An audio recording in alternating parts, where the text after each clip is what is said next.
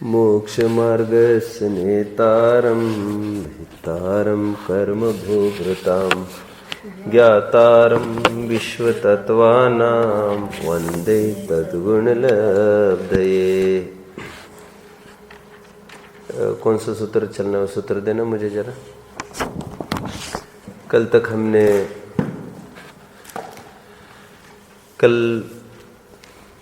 पूरी कक्षा में हमने फूलचंद जी सिद्धांत शास्त्री का उनकी सरवार सिद्धि की प्रस्तावना के आधार से मंतव्य देखा परिशोहों के संदर्भ में, जिसका फलितार्थ उन्होंने यह निकाला था कि परिशोहों का वर्णन ये अंतरंग कारणों की तरफ से है, कार्य की तरफ से नहीं लगाना चाहिए। ठीक है, यही कल फलितार्थ निकला था ना कल, क्योंकि कार्य की तरफ से निकालते हैं अर्थ तो क्या तकलीफ आती है, मुक्ति। हाँ, तो फिर पीड़ा उनके संभव होगी और पीड़ा संभव होगी और वो भी ठेठ अरहंतों को मोहने के अभाव में कैसे संभव है। लेकिन आज एकदम ड्रास्टिक चेंज होगा प्रकरण में। ड्रास्टिक चेंज मतलब एकदम टर्न पड़ेगा, यू टर्न आएगा। कैसा आएगा हम थोड़ा सा देखते हैं। और फिर फूलचंद जी का भी कल आप नहीं आए थे ना, कल का मिस किया आपने। कल अच्छा चर्चा चले, आज भी चलेगी, लेकिन फूलचंद जी का आज भी पढ़ेंगे। एक सूत्र देखते हैं आगे का, फिर चर्चा बढ़ाते हैं।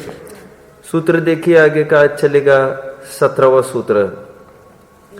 एकादयो भाज्य युगपदेकस्मिन्नैकौन विंशतिः। इसकी संधि विच्छेद में करता हूं। एकादि भाज्य युगपत एकस्मिन्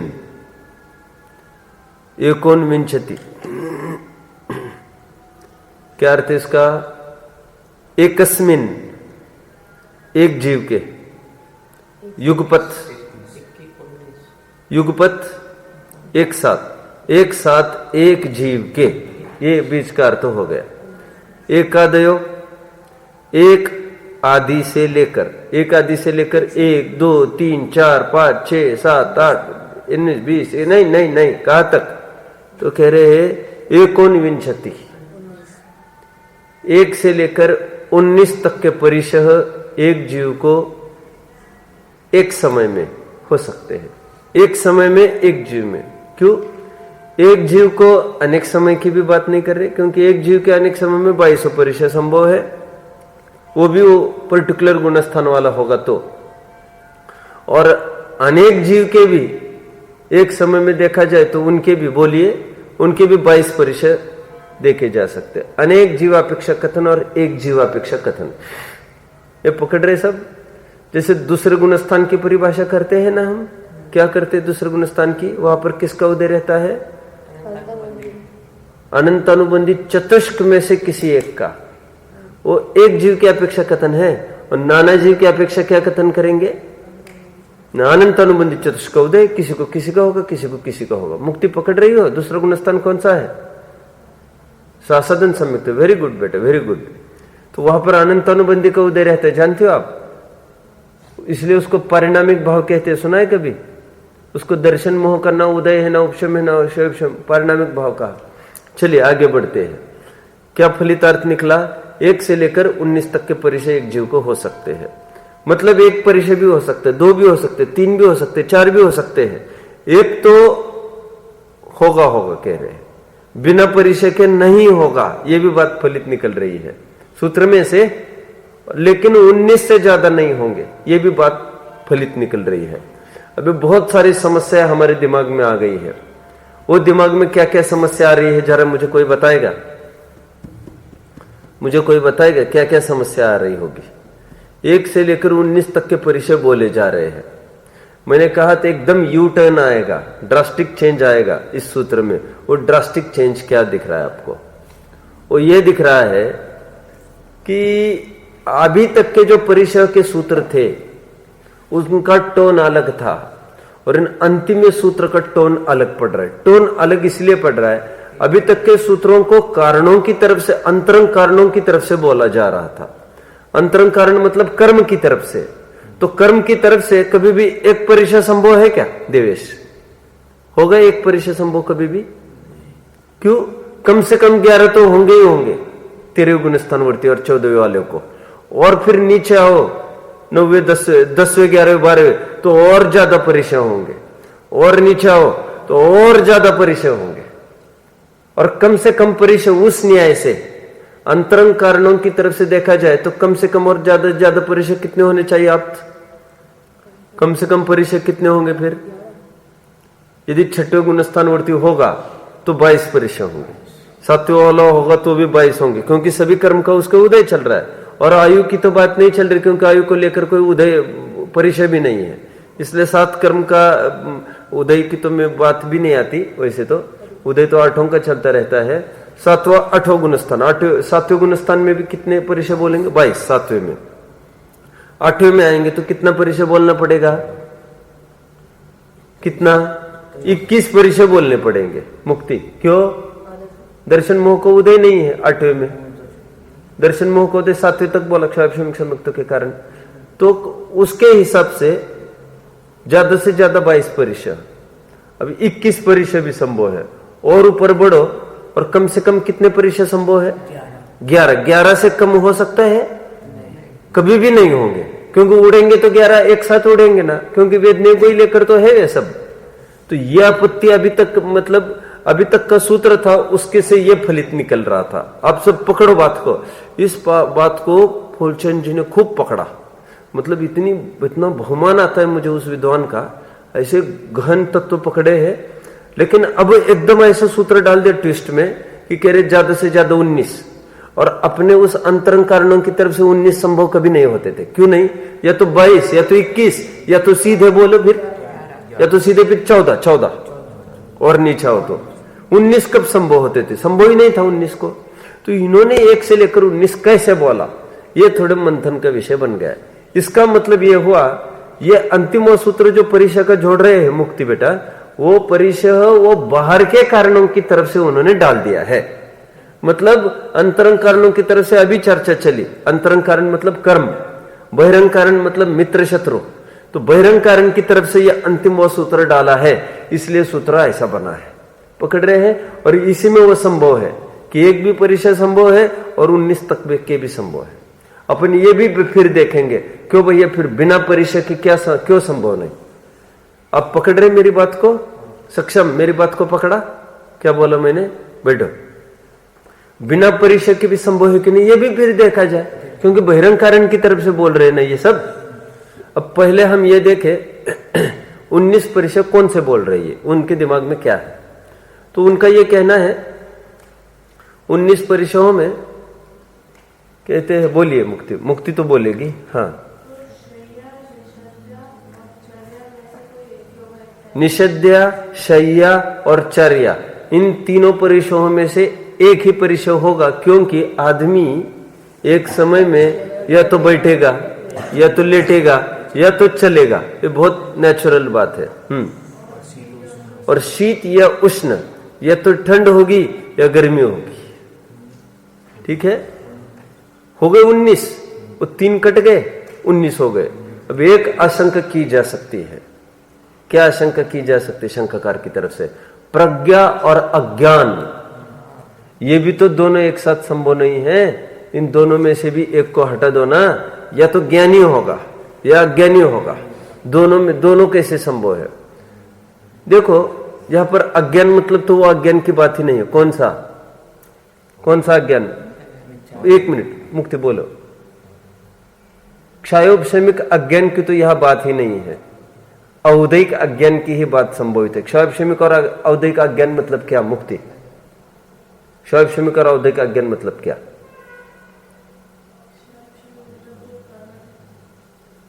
क्षयोपशमिक और औदैहिक बोलो, विराजो।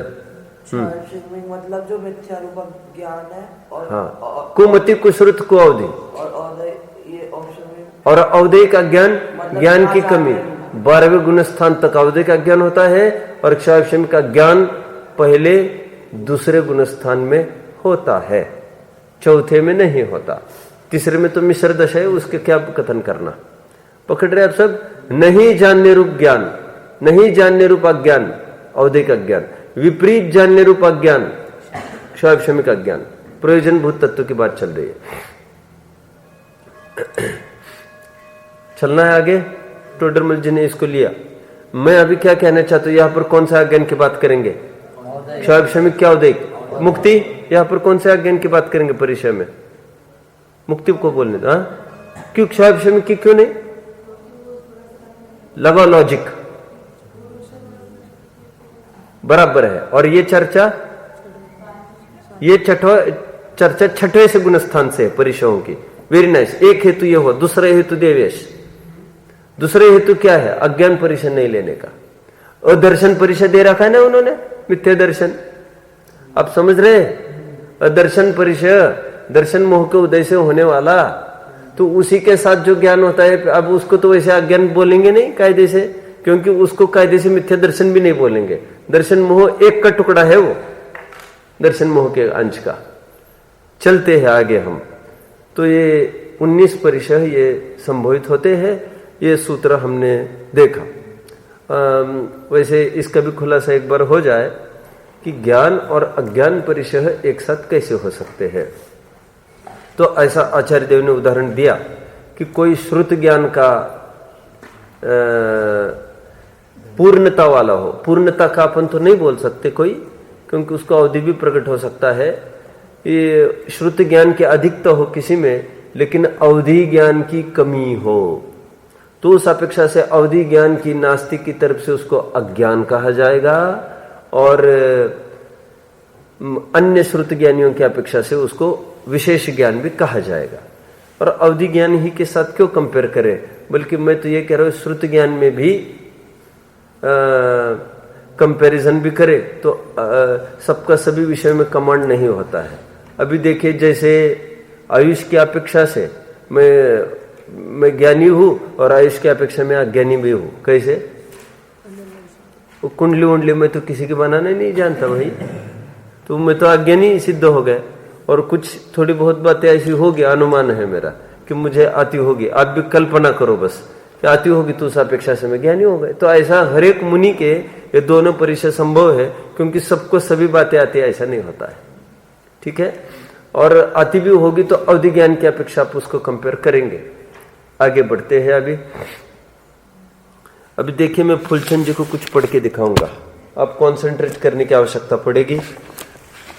सबका ध्यान हो तो मैं फिर पढ़ना चालू करता हूं।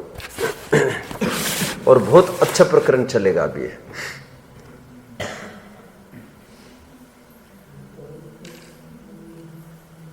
आयुष का नाम भी लिख रहे क्या आप नोट करने में? क्या कर रहे हैं आप? आयुष बोलेगा क्या लिखा दिया आज?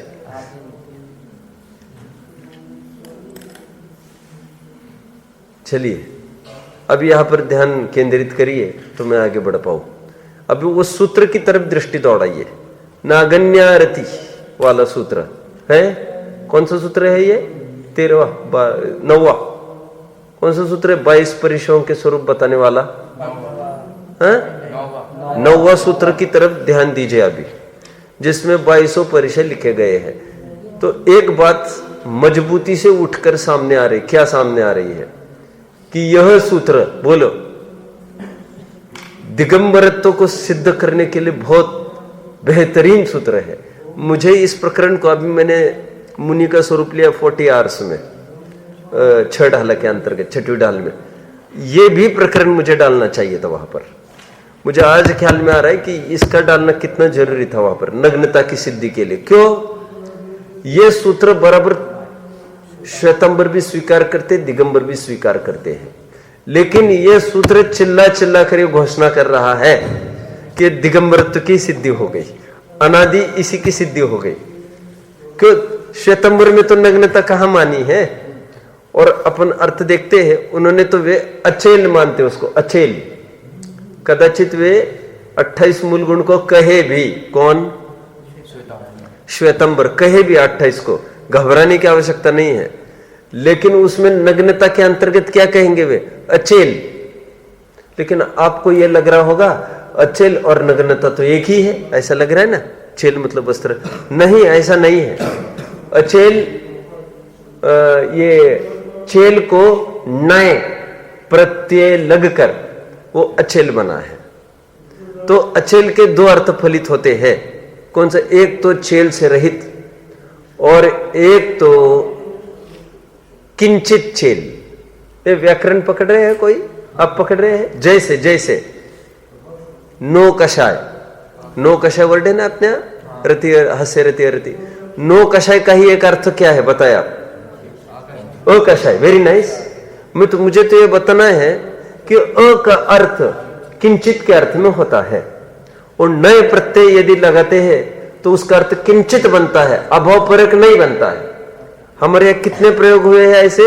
नो कषाय के लिए अकषाय बोला, नो इंद्रिय के लिए अनिंद्रिय बोला, मैंने आपको पहले भी बोला था। और अप्रत्यक्षानावरण का जो शब्द है ना अपने, अप्रत्यक्षानावरण कषाय, वहां पर अ का अर्थ किंचित ही के अर्थ में लिया गया है। तो अ का अर्थ किंचित भी है नए प्रत्यय लगाने से, समास। ओके, उसको नए कहेंगे क्या? अभी क्या, मैं भी ज्यादा नहीं जानता उसका। देखो, मैं अंग्रेजी भी थोड़ा सा बताया था आपको। Give me a little milk और गिव मी लिटिल मिल्क। तो लिटिल का अर्थ नहीं, थोड़ा नहीं के अर्थ में वहां पर भी प्रयोग हुआ है अंग्रेजी में, ये कहना है। मैं थोड़ा पढ़ के दिखाऊं अभी आपको। देखिए, दिगंबर और श्वेतंबर,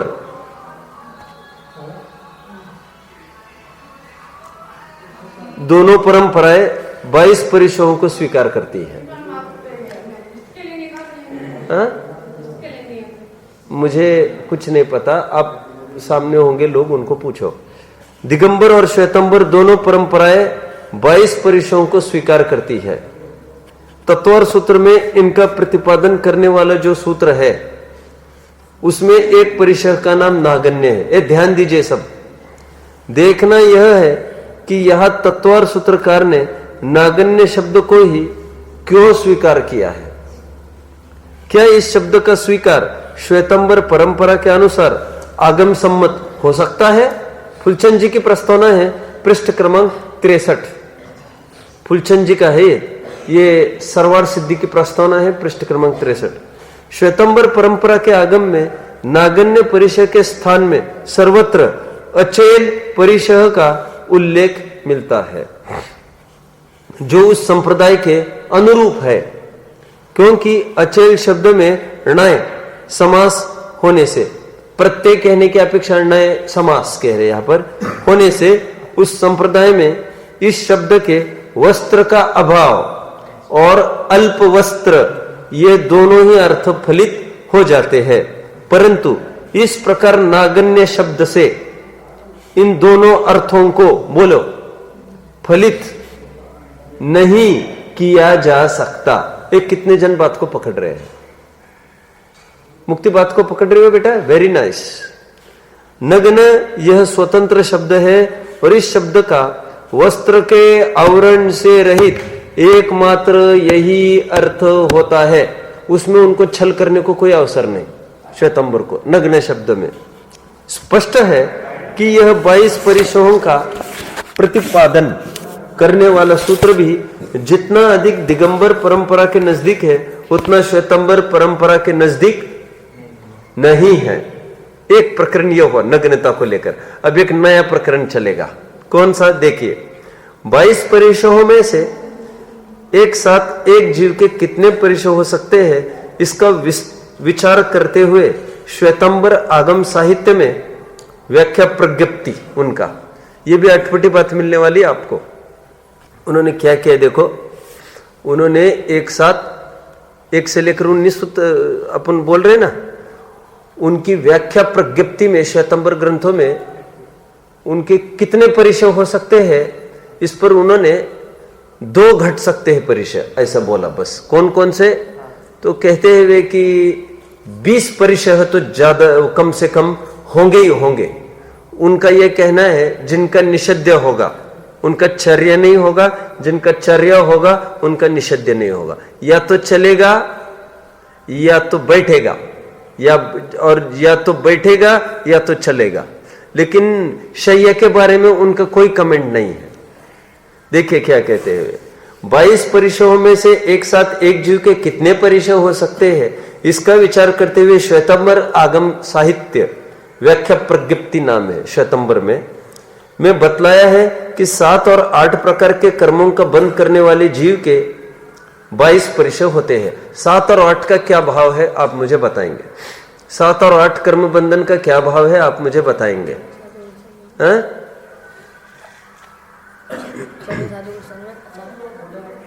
7 और 8 कर्मों का क्या भाव है ये आप मुझे बताएंगे।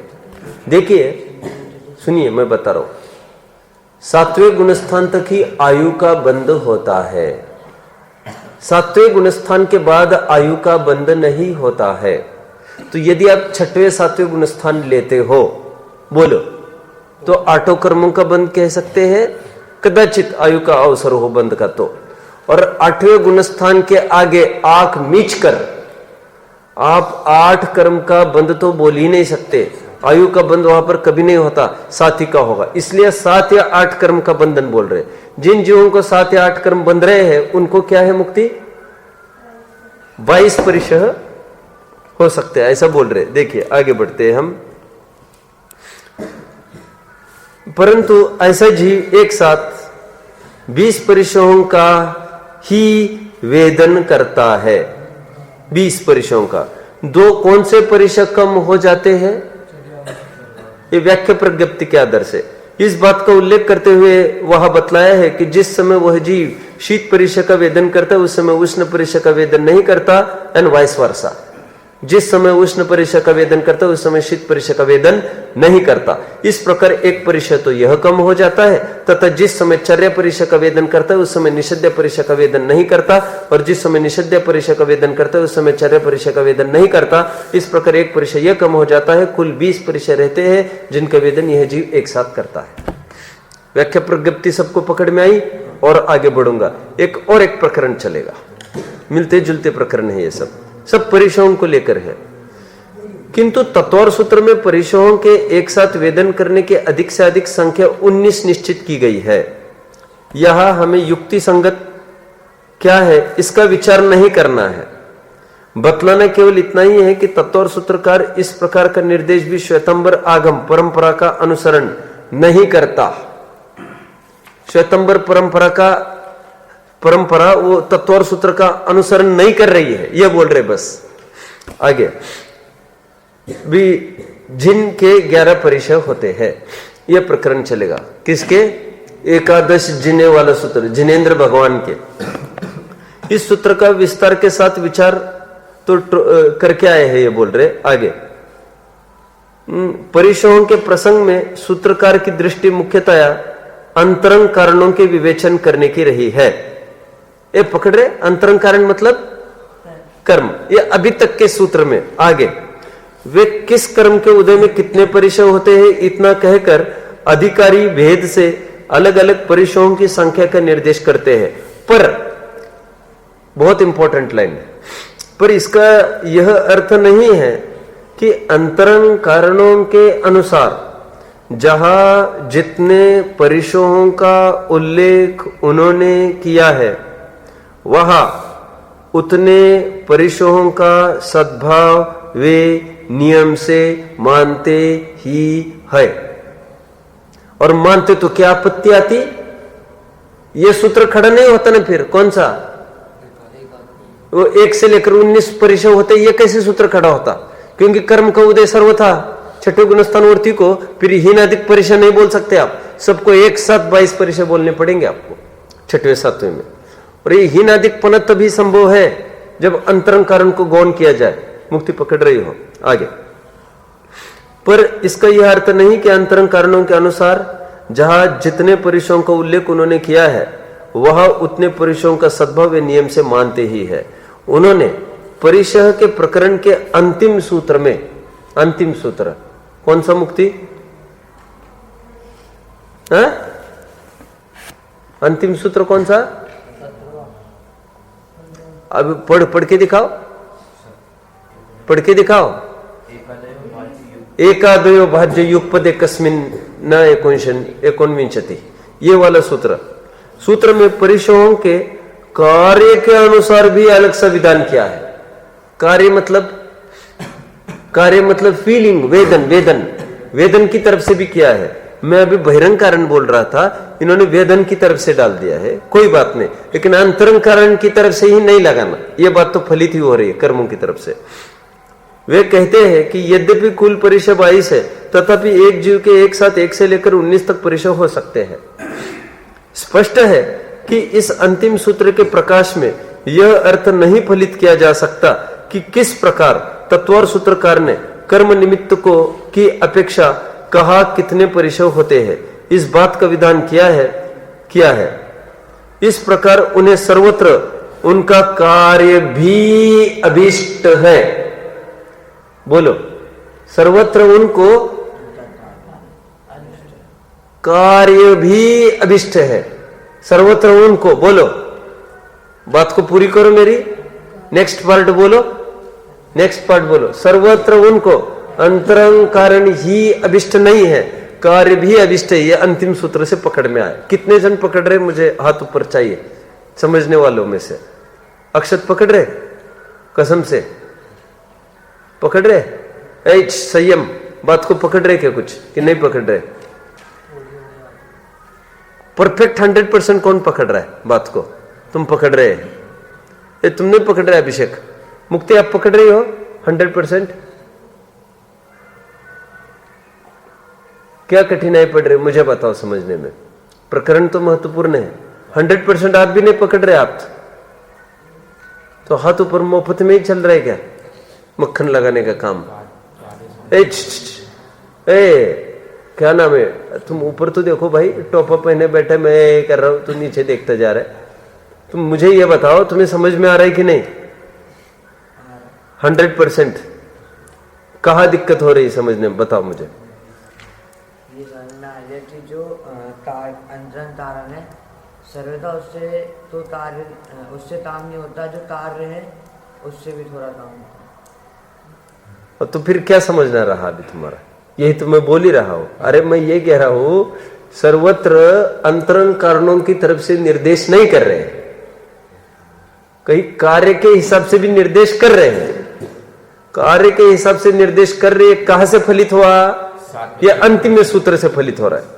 और अंतरंग कारण की तरफ से बोल रहे हैं, ये अभी तक के 4-5 सूत्रों से फलित हो रहा था ना, प्रज्ञा ज्ञान ज्ञानावरण आदि सूत्रों से, वेदनीय एकादश, वहां तक के जितने सूत्र थे वो अंतरंग कारणों की तरफ से बता रहे थे।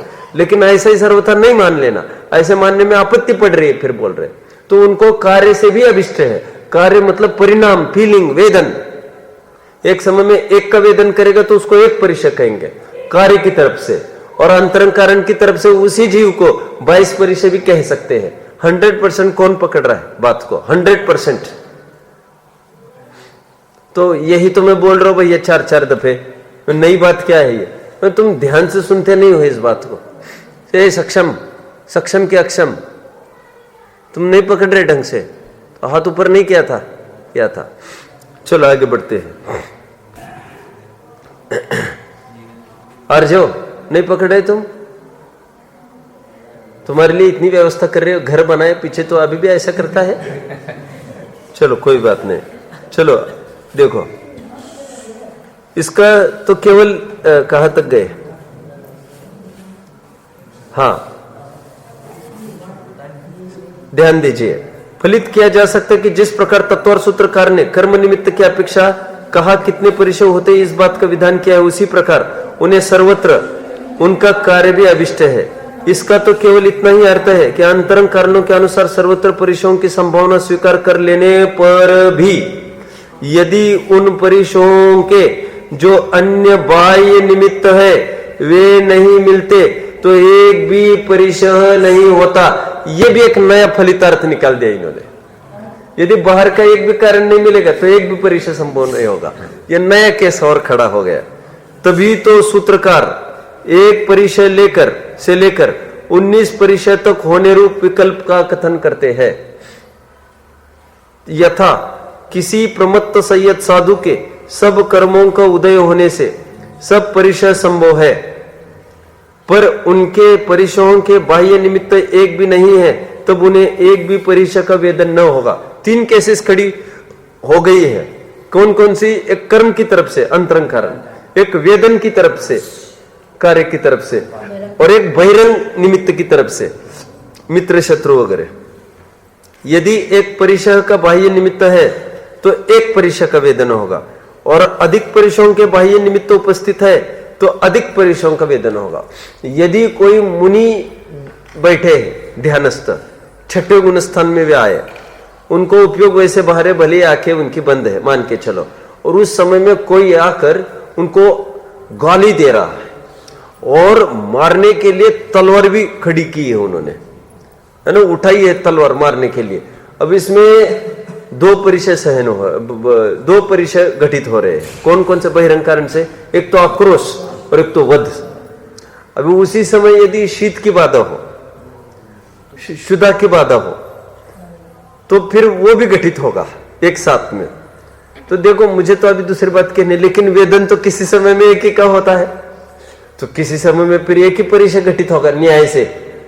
लेकिन यहां पर वो मोटे मोटे तौर पर बोला है एक साथ वेदन का, क्योंकि एक साथ वेदन तो एक ही चीज का होगा कायदे से, तो फिर उस न्याय से तो एक ही परिचय कहना बनेगा। और वेदन की अपेक्षा भी अधिक परिचय बोलना चाहते हैं ये। नग्न परिचय हमेशा होता है। क्या कहना है इनका? मुनिराज को 22 परिचयों में से नग्न परिचय तो हमेशा होता है। बोलो इसमें कोई, फटाफट बोल के दिखाओ, बोल के दिखाओ कोई। वैसे नग्न, एक आपत्ति क्या आ रही है? सबसे पहले नग्न परिचय कौन से कर्म के निमित्त से बोला जा रहा है? कौन से कर्म के निमित्त से बोला जा रहा है? चारित्र मोह के निमित्त से बोला जा रहा है। तो कहां तक ये संभव है? ये 9वें तक ही संभव है, और नग्नता 10वें 11वें 12वें में भी रहती है। ये तो ये बात कट गई। दूसरी बात बताइए आप, क्या आपत्ति? आपत्ति नग्नता होने से नग्न परिचय नहीं है, नग्नता संबंधी संकोच। जैसे गुजर रहे हैं और किसी विद्वेषियों ने बोला नंगे न जाने कहां से आ जाते हैं, ऐसा बोला, और सुनो बोल के उनको उस उपयोग दौड़ा उस तरफ, तो बस वो परिचय में के दायरे में चला जाएगा। उनको थोड़ा ऐसा लगा कि अरे ये तो कुछ समझते नहीं नग्नता के बारे में, ये फिजूल में ऐसा बोलते हैं, ऐसा लगा उनको, हल्का सा लग सकता है ना। तो संकोच का भाव जो हुआ उनको, जो पीड़ा उत्पन्न हुई उनको अपने भूमिका के अनुरूप, ऐसी कोई पीड़ा नहीं होगी कि वो गाली गलौज करने लग जाएंगे, अपने बहुत मंदी, तो ये वो नग्न परिचय के दायरे में आएगा। अथवा किसी के कहने की भी आवश्यकता नहीं, कोई महिलाएं आकर परिचय कर रही है, स्त्री परिचय तो हो ही रहा है, लेकिन उसको लेकर उनको एक साथ ऐसा लगा अरे ये महिलाएं ऐसे क्यों कर रही है, ये विकार में फालतू में कारण हो सकता है। तो स्त्री परिचय जो है, स्त्री परिचय तो हो ही गया उनको, लेकिन साथ साथ उनको ये लगा क्या कि अपने को नग्न देखकर ये ऐसा कर रहे हैं, तो फिर अरे ये कैसा हो गया, तो फिर अरे कैसा हो गया मतलब उनको थोड़ा संकोच भी हुआ, बस नग्न परिचय के दायरे में भी चला जाएगा। ये पकड़ रहे सब बात को? ठीक है, चलते हैं आगे। देखो हाँ, तभी तो सूत्रकार ने एक परिचय से लेकर 19 तक परिचय होने रूप विकल्प का कथन करते, यथा किसी प्रमत्त संयत साधु के सब कर्मों का उदय होने से सब परिचय संभव है, पर उनके परिचयों के बाह्य निमित्त एक भी नहीं है, तब उन्हें एक भी परिचय का वेदन न होगा। यदि एक परिचय का बाह्य निमित्त है तो एक परिचय का वेदन होगा, और अधिक परिचयों के बाह्य निमित्त उपस्थित है तो अधिक परिचयों का वेदन होगा। तात्पर्य यह है, अभी बाह्य परिचय होना और वेदन होना तो चीज अलग अलग है कायदे से। आप समझ रहे मेरी बात को? बाहर में वो परिस्थिति न हो और वेदन हो, उसका होना कोई जरूरी थोड़ी है उनको। तात्पर्य यह है कि केवल अंतरंग कारणों के सद्भाव से परिचयों का वेदन कार्य नहीं माना जा सकता। तात्पर्य स्पष्ट है कि तत्वार सूत्रकार की दृष्टि केवल अंतरंग कारणों के सद्भाव में उनके कार्य को स्वीकार करने की नहीं है। उन्होंने तो मात्र अंतरंग कारणों की दृष्टि से जहां जिन परिचयों के कारण मौजूद है वहां उनका उल्लेख मात्र किया है। मुक्ति पकड़ रही हो बात को? कि कठिन जा रहा है? कितने %? 100। ठीक है, आगे बढ़ते हैं। और एक बात पढ़ने की है, फिर अपने अपने प्रकरण में हमको लौट आना है। और क्या कहते फूलचंद जी, देखिए श्वेतंबर का और एक जगह इन्होंने खंडन किया है। क्या करते देखिए, एक दृष्टि से हमने श्वेतंबर आगम साहित्य का आलोडन किया है। आलोडन क्या मतलब देखा अभी अभी, किंतु वह तत्व और सूत्रकार की दृष्टि से सर्वथा भिन्न दृष्टि अपनाई गई प्रतीत होती है। मतलब तत्व और सूत्रकार का जो दिमाग में था उमा स्वामी के, वो उन्होंने टीका में नहीं लिखा ऐसा लग रहा है हमको। क्यों? नग्न स्पष्ट वहां पर वे लिख रहे थे और इन्होंने उसको टीका लिखते समय अचेल करके उसको एकदम बात को बिगड़ा दिया। आगे और क्या कहना चाहते देखो, यहां जहां जितने परिचय संभव है उनमें से विरोधी परिचयों को छोड़कर सबके वेदन की बात स्वीकार की गई है। मतलब विरोधी परिचयों को छोड़कर सभी का वेदन स्वीकार किया, मतलब एक साथ वे 20 मानते ना, मात्र विरोधी को उन्होंने गौण किया। विरोधी मतलब शीत या उष्ण और निषेध या चर्या, विषय के बारे में तो कुछ बोला ही नहीं था उन्होंने। तो कहते विरोधियों को गौण करके सबके हयात मानते हुए बोल रहे। मतलब वे एक से लेकर उनमें घटित ही नहीं हो रहे ना, फिर वो सबको जो देखो उसको 22 ही लगेंगे। फिर कम से कम 6वां 7वां 8वां 9वां गुण स्थान वालों को बोलो 22 ही परिचय लगेंगे। अब वो यदि वो 6वां 7वां लगाते हैं तो सॉरी 22 नहीं 20 तो 20 ज्यादा से ज्यादा एक जीव को, तो 6वां 7वां गुणस्थान वर्ती को तो 20 से ज्यादा तो 20 ही लगेंगे उनकी दृष्टि में, न कम न ज्यादा। और फिर 8वें गुणस्थान और 9वें गुणस्थान में विचार करें, अदर्शन को हटाए तो 19 ही लगेंगे, न कम न ज्यादा। और इससे तो बड़ी आपत्ति आ रही कह रहे, क्योंकि सूत्रकार तो ये बोलना चाहते हैं उमा स्वामी, क्या बोलना चाहते हैं 1 से लेकर 19 तक ऐसा बोलना चाहते हैं वे। कितने जन बात को पकड़ रहे हैं। यह बहुत गहरी पकड़ फूलचंद जी की रही। इसके लिए भाई साहब श्वेतंबर ग्रंथों के पन्नों नहीं, पंक्ति पंक्ति शब्द शब्द को पढ़ना पड़ता है, तभी उनका खंडन कर सकते हैं। इस दृष्टि से हमने श्वेतंबर आगम साहित्य का आलोडन किया, किंतु वह तत्व और सूत्र की दृष्टि से सर्वथा भिन्न दृष्टि अपनाई गई प्रतीत होती है। वहां जहां जितने परिचय संभव है उनमें से विरोधी परिचयों को छोड़कर सबके वेदन की बात स्वीकार की गई है। वहां यह स्वीकार ही नहीं किया गया है कि कोई 1 का वेदन करता है, कोई 2 का, कोई अधिक से अधिक इतने का वेदन करता है। वहां तो एकमात्र यही बतलाया गया है कि जो 7 या 8 कर्मों का बंध करते हैं उनके सब परिचय संभव है, परंतु वे एक साथ वेदन मात्र 20 का करते हैं। जो 6 कर्म का बंध करते हैं उनके 14 परिचय संभव है। क्या पकड़ रहे आप लोग? अभी ये थोड़ा सा इसको अभी बाद में देखते हैं। यहां तक पकड़ में ऊपर तक जो मैंने कहा, वे एक साथ 20 परिचयों का बात रखते हुए हीन अधिक तक नहीं। अभी आगे जो 7 या 8 कर्मों का बंध करते हैं उनमें सब परिचय संभव है, परंतु वे एक साथ वेदन मात्र 20 का करते हैं। यहां तक आए। आगे मतलब क्या कहना चाहते हैं बताओ? वे अंतिम सूत्र का भाव ही कुछ फलित नहीं कर पा रहे, या तो अंतिम सूत्र को ही उड़ा दिया होगा उन्होंने, ऐसा भी हुआ होगा। किन्हीं टीका के वैसे मिलता है कहीं कहीं, लेकिन इनके हाथ में जो आया होगा वहां पर अंतिम सूत्र को उड़ाया होगा, तभी तो अंतरंग का कारणों की तरफ से उल्लेख किया जा रहा है, कार्य की तरफ से उल्लेख नहीं कर रहे हैं। आगे जो 6 कर्म का बंध करते हैं, जो 6 कर्म का बंध करते हैं उनके 6 कर्म मतलब कौन सा? मोहनियों को हटाना है आपको, तो सीधा पकड़ना है 10वां गुणस्थान। तो 10वें गुणस्थान में 2 कर्म नहीं बनते, एक तो आयु तो 7वें तक ही बंध रहा था और मोहनी भी 9वें तक बंध रहा था। तो जो 6 कर्म को बांधता है मतलब ये पूरा कर्मों की तरफ से घटित करके दिखाते हैं। तकलीफ क्या हो रही है उससे? अंतिम सूत्र की हत्या हो रही है उससे। वो कार्य की तरफ से भी बोले ना, ये कहना चाहते हैं ये फूलचंद जी। जो 6 कर्म का बंध करते उनके 14 परिचय संभव है, परंतु वे एक साथ वेदन मात्र, हाँ ऐसे भी बोलते हुए वे एक साथ वेदन मात्र 12 का करते हैं, न हीन न अधिक। ये भी अटपटी बात है। जो वितराग छद्मस्त एक कर्म का बंध करते हैं, कौन सा?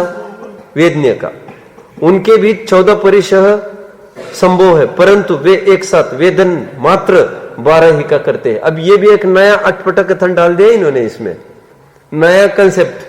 श्वेतंबरों की बात कह रहा हूं, क्या क्या बोलते हैं वे कि उनके होते परिशह 22 और वेदन कितने का करते हैं अभी तक की? एक मिनट, 14 परिशह होते हैं और कितने वेदन करते हैं? 12, 10वें 11वें 12वें की। और 13वें 14वें वाले के एक मिनट, नहीं 10वें वाले के 14 परिशय है और वेदन करते 12 का। और जो 11वां 12वां 13वां गुणस्थान है उनके 14 परिशय है, सॉरी 14 12। और जो वितरक छद्मस्त एक कर्म का बंद करते हैं उनके भी 14 परिशय संभव है, परंतु वे एक साथ वेदन मात्र 12 का करते हैं। अरे मतलब एक ही तो कथन हो गए फिर, ठीक है चलो एक ही कथन हो गया। देखो, जो 6 कर्म का बंद करते हैं उनके 14 परिशय संभव है, परंतु एक साथ वेदन मात्र 12 का करते हैं। जो वितरक छद्मस्त एक कर्म का बंद करते हैं उनके भी 14 परिशय संभव है, परंतु वे एक साथ वेदन मात्र 12 का ही करते हैं। मतलब 10वां 11वां 12वां गुणस्थान में एक बात कॉमन है। क्या बात कॉमन है? परिशय है 14, वेदन है 12 का। लेकिन ये भी बड़ा अटपटा कथन लग रहा है ना, क्यों? क्योंकि न कम न ज्यादा, वेदन बराबर 12 का ही करेंगे। ये क्या न्याय है इसका? आगे जो एक कर्म का बंद करने वाले सहयोगी जिन है, सहयोगी जिन 13वें गुणस्थान वर्ती, उनके परिशय तो 11 संभव है, परंतु वे एक साथ वेदन मात्र 9 का करते हैं। अब ये भी बड़ा अटपटा कथन आ गया, करते हैं। तथा जो अबंधक अयोगी जिन है उनके भी परिशय तो सहयोगी जिनके समान 11 ही संभव है, परंतु वे एक साथ वेदन मात्र 9 का करते हैं। मतलब अभी जैसी बात हुई वो, ठीक है, 9 का वेदन करते हैं एक साथ। इसलिए ये श्वेतंबर ग्रंथ से पढ़ के दिखाया, बस अपना प्रकरण ये हो गया। अभी अपने पास थोड़ा समय है, मैं सोच रहा हूं ये तत्व मोक्ष मार्ग प्रकाशक आप सबके सामने है, ले लो इसको जल्दी। चलो, मोक्ष मार्ग प्रकाशक पेज नंबर खोलो 229। अभी दे रहा हूं, एक यहां पर दे देना 229 जल्दी। आगे का सूत्र चलेगा भैया, आगे का सूत्र देखिए। आगे का सूत्र क्या है जरा बताना, कौन सा सूत्र चलेगा? 20वां चलेगा क्या? पेज नंबर क्या है? Page number 298। 18वां सूत्र चलेगा भैया। हाँ लाओ। हाँ देखिए सूत्र, ये अपन ने अभी 17वां सूत्र देखा, 18वां सूत्र का एक बिंदु बस देखना है अभी। सामयिक, अभी मोक्ष मार्ग प्रकाशक तो अपन ले ही नहीं पाएंगे आज, अपन कल ही लेंगे। मैं 2-3 मिनट में जो पूरा होगा उसी को कुछ लेना पड़ेगा मुझे अभी देखिए क्या कहते हैं सूत्र। देखिए 18वां, सब श्वेतंबरों की कुछ चर्चा करूंगा, समय है तो। सूत्र है सामायिक, छेदोपस्थापना, परिहार विशुद्धि, सूक्ष्म सांप्राय, यथाख्यातम इति चरित्रम। आप अनुवृत्ति कौन से सूत्र से लगाएंगे? आप कौन से सूत्र को देखेंगे इस प्रसंग में? दूसरा सूत्र, बहुत अच्छा। वहां पर बताया था संवर के कौन कौन से कारण हैं, तो गिनाते समय उन्होंने गुप्ति, समिति, धर्म, अनुप्रेक्षा, परिचय, जय और चरित्र, ये कारण उन्होंने बताए थे। ठीक है, वैसे मैं बीच में एक बात बोल दूं, ये चौथे सूत्र में जो सम्यक योग निग्रह गुप्ति आया है, सम्यक वर्ड आया ना, वो आपको अनुवृत्ति से 5वां, 6वां, 7वां, 8वां, 9वां आदि सभी सूत्रों में सम्यक लगाना है। ये आचार्यों का कहना है कि सम्यक हमने जो जोड़ा है चौथे सूत्र में, सम्यक योग निग्रह गुप्ति, सब जगह लगा लो, क्योंकि प्रकरण संवर का चल रहा है। यदि सम्यक आत्मा का लक्ष्य नहीं होगा तो जितनी भी क्रियाएं बाहर में होगी वे कदापि संवर का कारण नहीं ही होगी, वे पुण्य बंध का कारण बन के रह जाएगी। तो सम्यक जोड़ना बहुत जरूरी है। सम्यक मतलब आत्मदृष्टि पूर्वक, ये समझ रहे। एक बात ये हुई। अभी देखिए सूत्र में आइए, मैं थोड़ी सी महत्वपूर्ण बात बताऊं। श्वेतंबरों में अपने में दो मूलभूत अंतर है अभी तक जो हमने स्वाध्याय किया उसमें जो सूत्र देखे। एक तो सूत्र देखिए आप धर्म का, उत्तम, क्षमा, मार्दव, अर्जव, शौच, सत्य, संयम, तप, त्याग, अकिंचन, ब्रह्मचर्याणि धर्म। यह सूत्र हूबहू श्वेतंबर भी मानते हैं, लेकिन उन्होंने उत्तम यह विशेषण, क्षमा ये पद, क्षमा आदि का विशेषण नहीं माना है। दिगंबरों ने क्षमा आदि का विशेषण माना और उन्होंने उत्तम यह पद धर्म का विशेषण माना है। ऐसा होने पर भी अर्थ तो वे वही करते हैं जो हम करते हैं। एक बात तो ये हुई महत्वपूर्ण।